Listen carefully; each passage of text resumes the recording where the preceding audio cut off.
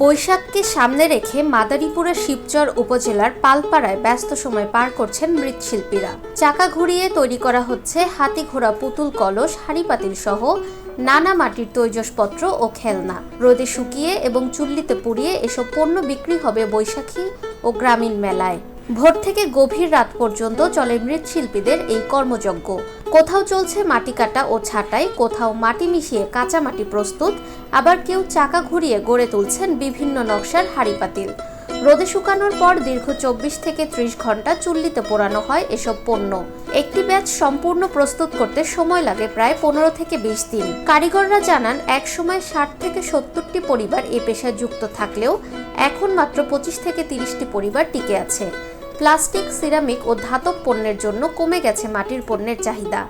বিলুপ্তির পথে থাকা এই প্রাচীন শিল্পকে টিকিয়ে রাখতে সরকারি ও বেসরকারি উদ্যোগের দাবি জানিয়েছেন স্থানীয় মৃৎশিল্পীরা। তাদের মতে, সহজ শর্তে ঋণ, আধুনিক প্রশিক্ষণ ও বাজার সম্প্রসারণ করা গেলে এই শিল্প আবারও ঘুরে দাঁড়াতে পারে।